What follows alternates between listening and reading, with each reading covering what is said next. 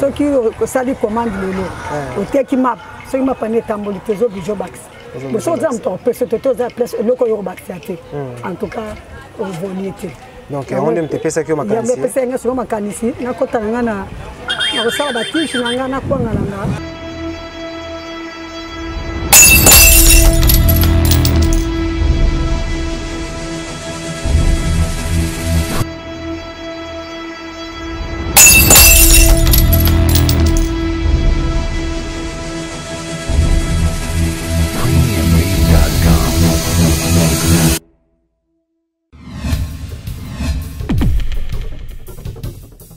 Qu'est-ce que vie sociale? Les hommes à d'être le lot, ok, qu'on coûte le bloc 22, le bloc qui coûte 24 500. C'est un des hommes matawan. Bon, on peut rebaxer ça. Bon, on va faire ça. Tu peux encore matato au kit, aux autres kits. Aux autres kits.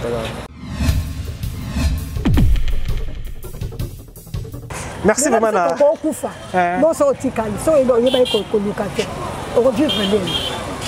Ni bali pale leba comme le kaba so bazo le kaba bazo ba iboteka bazo sala o batanga o so ko ibusala ti ce que va nanda ko zela muta pesa yo le na pesa yo le black c'est bon le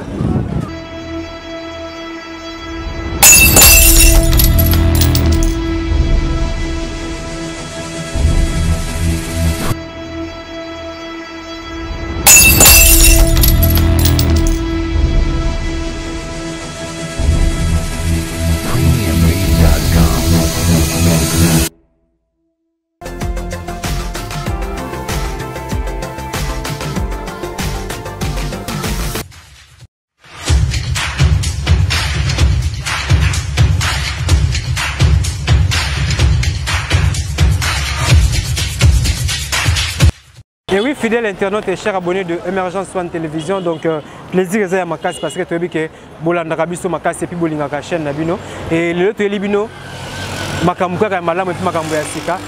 Vous allez vous habituer à l'émission Sika dans Emergence One Télévision. Qui n'y a lelo et pourquoi qui n'y a lelo? Parce qu'on a constaté que qui n'y a les cas qui ou ça Kinshasa hier. Na Kinshasa et Lilo, ce n'est plus la même chose. Donc, vivre les même vite oyo, apparemment na biso vivaki et puis auto vivaki na bomo na bisoté. Beaucoup de choses ont changé et puis makambo belé échangé et puis situation est commis vraiment détériorée et puis bato belé baza kolela na place belé bato belé ba sepela. Na place qui ba sepela bato ndé ba koma kolela. Raison pour laquelle on a remarqué que ba commerce est boti et belé. Na bato ba kana ko sala commerce dans ville ko ça ba commerce. Parce qu'au côté de l'avenue, chaque avenue va comme malewa. Chaque avenue va comme malewa. Ce sont des mauvais signes. C'est pas signe que il y a un ça ne va pas. Parce qu'il y a un calatoire comme on a un restaurant. Il faut qu'il y ait peut-être une avenue ou comme on a un restaurant, il faut qu'il n'y ait pas. Il faut que nous tambola. Mais le lieu comme appelé que non avenue 4 restaurants. Ou les gars venaient à des restaurants. Ou les gars venaient à des restaurants. Chaque avenue le bazangi malewa. Et en fait, qui n'y a les et puis qui n'y a le dans vivre. Comment? Donc restez branché et puis beau et maka et puis beau commentaka et puis beau ben rabiso na ba numéro au bas de l'écran pour que tout sur la ranabino et puis tout mécarampe pour échanger ba idée pour que permettre yom tozo la nabiso en ce net moment aux alaka informer pour y bara toujours déroulement ya makamule zoleka. Donc le lot tozo na commune ya Bumbu pour cela na bandeko ya Bumbu. Donc cela bandeko ya Bumbu o basaka déjà commerce. Évolution à commerce et le pourquoi basaka commerce et bazo envisager nini à l'avenir et est-ce que les ça permettre bango vraiment il y a solo bako vivre dans le commerce bazali ko sala. C'est la question qu'on se pose et puis on va quitter vraiment sur terrain. Donc restez toujours branchés et n'a pas encore mbote na mais c'est Freddy Bozila ainsi que maman Nabiso Micheline Mputu. Maman Micheline Mputu n'a papa Nabiso Micheline n'a papa Nabiso Freddy Bozila au niveau des États-Unis, précisément dans Michigan. On est vraiment bazana pour soutenir M. Sapis c'est surtout ba idée naie bazana pour soutenir Emergence One Télévision bazana vraiment pour tialo boko pour que M. Sapis a toujours de l'avant. Merci na soutien na bino et merci encore à mon vieux Jacques Maït au ferme de la paix et Nari Kobo ça n'a jamais Bill Mobuka ainsi que la famille Mobuka Mobimba et maître Fabrice Leboko et surtout Carlos et José, Sandra Ntumbambabu et surtout Carla Itonga donc il y a qui bakolo émergence bangwana parce que ça bangonde pena mutu basalaka masolo ezala pe etambula ndenge etambula ka vraiment. Un grand merci à mon collabo Tariq Ngang, le régisseur, le journaliste Nzambé et surtout à l'équipe technique, où ils auront toujours assuré par ingénieur Fabrice Mutombo et puis Kapaya Junior Papa Najiji. Donc merci vraiment Bolanda élément et puis on se retrouve juste après. Oui, mbote maman. Mbote papa. Et le c'est moi ma case qui na Bumbu awa. Et côté la évolution et puis train de vie il y a bandeko ya Bumbu et tout monde pe maman vous appelez mon ko ya ba commerçante et question de bosser aller comme nani et puis na Bumbu vandi na barabara ni.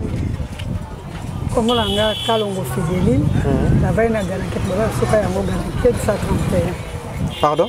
La veille na Ganaket, Baba la Kayango Moko. La veille na Ganaket 131. Ok. Oui, maman, tout le monde a aussi la commerce, tout le monde a aussi Kabakwanga et commerce ni Oyosala. Na commerce na sara na teka Kwanga, na teka tiji ya Mikongo, na tsaka na kuisi na ngana dendo. Na kuisi na dendo. Et ubanda ngo depuis mbula nini? Par rapport et bandé boso na banda bono teka mapa. Bandé boso bono teka mapa. Bono teka mapa, tamu na mona mapa ki en tout cas ezo simba tena okoka ke po mapa bakisa bakisa. Ceux qui sali commande lelo. O teki mapa, ceux qui mapa ne tamboli tezo bijo bakisa. Boso za mto peso toto za place loko yo bakisa te. En tout cas au volité. Donc on aime te pesa ki o makanisi. Ya me pesa nga so makanisi na kota nga na osala batishi na nga na kwanga na. Oui, depuis banda maramba commerce, au 40e commerce na osala. Banda bandi commerce. Donc na bulenya na nga. Na teka inoso. Na teka madesu, na teka mbika, na teka fufu, na teka masango. Na teka biloko wana. Après nde na kokota na mapa. Na mapa. Mapa pe na moni en tout cas esimbi na tiki mapa ya mona kote na biloko. Oui, maman na biso to moni le komi ko teka bakwanga to komi ko teka batiche et depuis bani ko sala commerce c'est déjà combien de temps? Ya kuisi. Ya kuisi bakwanga o. Ah, et umeli. Est-ce que ça allait vous permettre quand même de vivre? Oui, na mukem que ça permettre. Na mukem que ça permettre na neni parce que toto ko tamo ba carte. Moi dikelemba.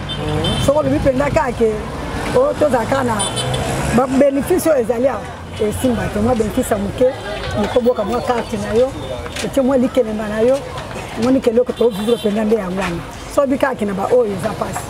Oui, tout le monde a maman déjà aux appels à bana et question la mission Rosala est-ce que le commerce oyo salaka oyo il y a encore comme te permettre à yo on laisse sa famille na yo to oza na ba soutien ou c'est où de part et d'autre et na ba soutien musu so le bika pona oyo simbate pona oyo ko simbate OK et le par rapport à évolution ya commerce oyo za ko sala vente et ndenge nini et puis ningo zo moni la alika makambo zo kene est-ce que vous continuer kana commerce oyo to ko changer pe commerce musu wana soki nda ma permettre na soki nda ozolanda bo vision pe yaka nazaki na vision ma pati amoni ke ma pe simba te na koti na o pe na zolanda so na moni ke simba te nzambe na etsa nzambe ke ko na moni o ezo simba te na ina se ndoko na ngam sisi so na moni ke mote mbongo mona ne permettre na ko changer na ko changer commerce nanga et ka te net na ndete o teka o siko na okile ko suma mo makala nanga. Donc tu as rappelé sur Makala. Makala n'est pas bandit premier tour n'est pas teki. C'est qu'on a une question sur Makala au teki. Mais vu que oyo permettre ngana makala que wana peut-être qu'on a ban la classe au cours. Ozola na kwa na Makala na ngaso na teki pinda kina kanimbo ngana. Et qu'on permettre na faire moi na ngana que na ba commerce o. Les situations sociales comme nini et ville lo ezali favorable pour la bino ba mama na bana oboboti to ville le komi mabe makasi vie za mabe makasi biso to collaborer biso to colla il y a kitoko et là on a ko ba tezo déjeuner tezo na maki tezo ba fromage tezo lo on c'est ça le colla mesa quand le lo peut-être au sala ngole msusu et ça passe ozola et ça passe net mante que ça cher que quand peut-être tout le monde pona sombango autant les msusu makokyo na ngo permettre bali akadi papa to le msusu somba tangu ba sa pa bonia wani za vite bana so bazokola kitoko te parce que vie sociale eza malunga te ndeti lelo OK to kuti bloko 22 le bloc est coûta 24,500 tant les hommes matawana mbongo pe kubakisa izaki mbongo bakisa izaki siko oko matatoki ozokita ozola sokre zaka na prix moko lolo munike équilibre ça même si na que la vision ya il y a 8000 francs. Il y a d'autres comme 9000. Regarde, on a la salle qui est à 8000 francs. C'est comme 1000 francs au bagage. On a somme. Allez, la somme, il y a 8000 francs dans la salle qui est. La somme est d'âme.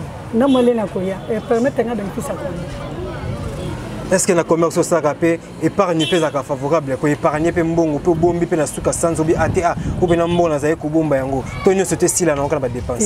La côte ça va dépenser attaque maman. Maman est en bon on a ce qui n'a été qui n'a mon que bénéfice l'anglaise. La longue les fils qui petit rien et peut-être n'a boire qu'à moi c'est calme. La bombe. Ça peut dire que les années que m'a pas je l'aime sur 2 millions sur 1000 francs. Et tout le monde dit que soutien des appels d'Angola.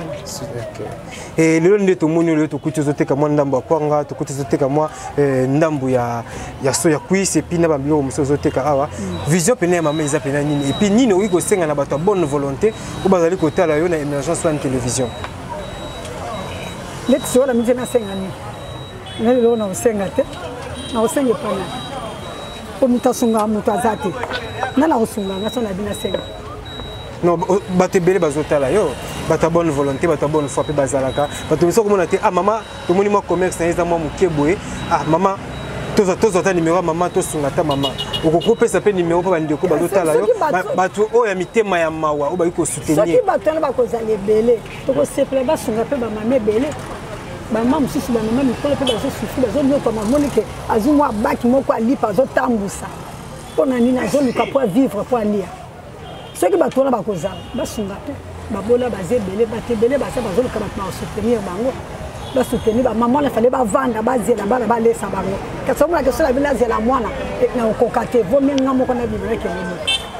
question pour yelinga les sous na minute maman est-ce que ça vraiment conseillé na ba maman ou ba comme ba âge ko la bino ko saka ba commerce ko ba jara ba commerce oui ndé na âge ça j'ai 54 mais là ma casse na fonatek za ma casse na oui na ma fonatek na ko linga tena vendre pour moi na on laisse non na za ma casse na pour na za na bana na otani parce que pour la santé ba mouvement kende somba boye zonga boye ba transport ou elle est là c'est normal ni ngana parce que ça chaque jour teni OK ndete ni am konyo sote ezala mukole ni ngani pesa ko monte teni nasani o vando meli ba keso mo ko makasa no zoni musala OK et message ni yo pesa na ba maman o pe ba vaina ba ndako ba zo sala le côté surtout ba jeune fille parce que to mono déjà maman soza ko mi pesa na musala boye isa vraiment encourageant même nga isalinga esengo mingi na motiver encore et conseil ko pesa ba jeune fille o bazela kaka mibali ba pesa bango o bazela kaka ko dépendre na baboti na kilelo lelo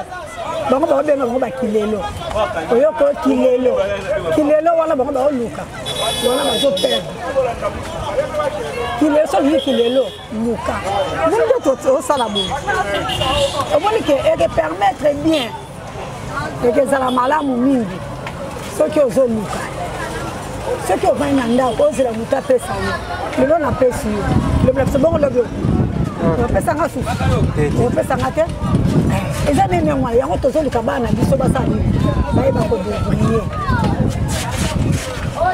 ba kisanga ko loba nde na weba ko pêcher kalele yo pesa nga le pesa le ko la pa olemba peut-être ko mona nga nda ko no boye ye pa le bisinga so ko moni ye biseke na zate la soba qui n'a zaté, je vais mettre le matabo. Aïe qui n'a pas. Peut-être la monique moi baisse que na kilimba noko. Na si moi baisse ko parce que la naka dinite.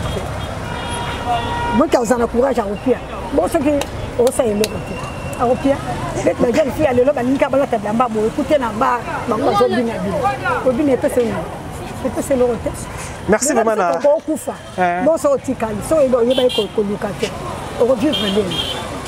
Ni bali pa lelo ba komo luka ba so ba zo luka ba zo ba iboteka bazo sala o batanga so ko ibusala ti lelo alingo bon lobi okuna so ka monika ke pesa sala OK mayo vraiment merci vraiment et nini poto clôture ko singa na ba ponti mboka par rapport à bino ba maman ni bozo débrouiller boy ba difficulté bozo kuta na nzela et surtout na commerce na bino nini ko singa ba ponti mboka bazo tala yo ba soutenir ba maman na bonne volonté ba soutenir ba maman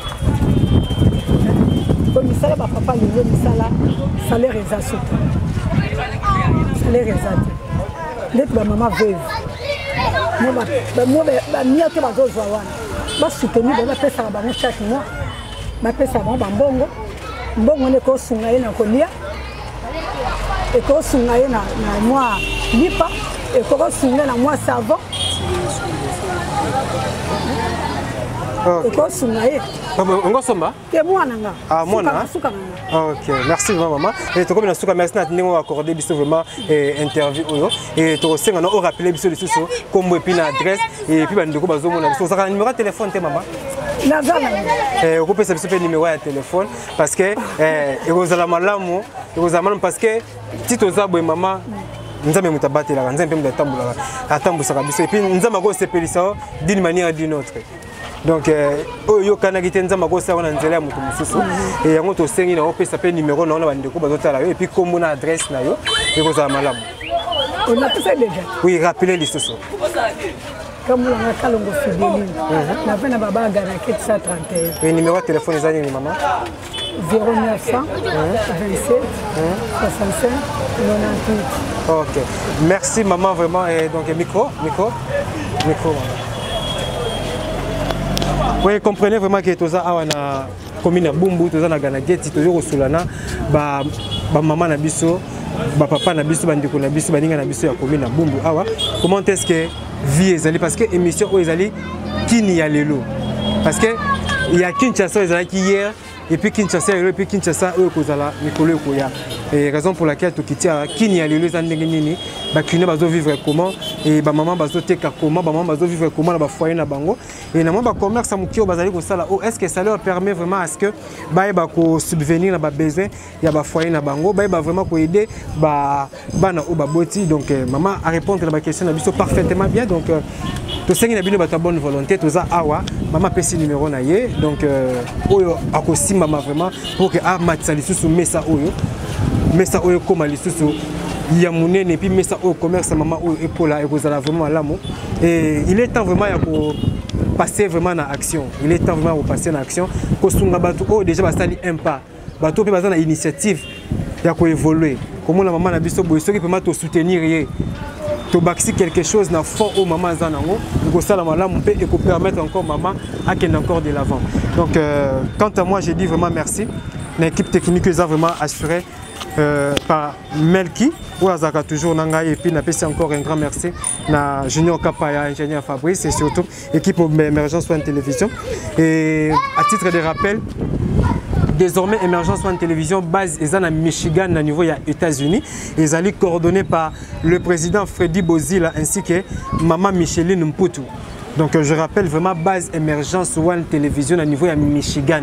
Donc ils sont présidés par monsieur Freddy Bozila ainsi que maman Micheline Mputu à niveau des États-Unis d'Amérique. Donc vraiment partenaire officiel il y a M. Sapis donc merci Nabino na Nengebozaka toujours là pour nous soutenir maman paye yo et vous allez malamu to sunga pe maman parce que comme il temps vraiment to sala makambo ya sika to sala soutenir maman ezala kaka et na pesa encore mbote na Jacques Mayito ferme de la peine à niveau de France donc merci na makambo malamu salaka et okanisaka ba jeune maman paye yo soko kanisi maman ou pesi maman moi et si on est malamu maman pesi numéro pour benga ngaite maman pesi numéro na yebo benga maman et cause la malamu mingi et na repesa encore mbote na Bill Mobuka depuis les États-Unis donc sali malamu mais c'est Bill Mobuka ainsi que na famille Mobuka Mobimba et na moni autorité morale Hervé Lupanadio na maman na biso Minata Kazola na ko bossa na te ya nanga ya bolingo ma sœur chérie Sandra Ntumba Mbabu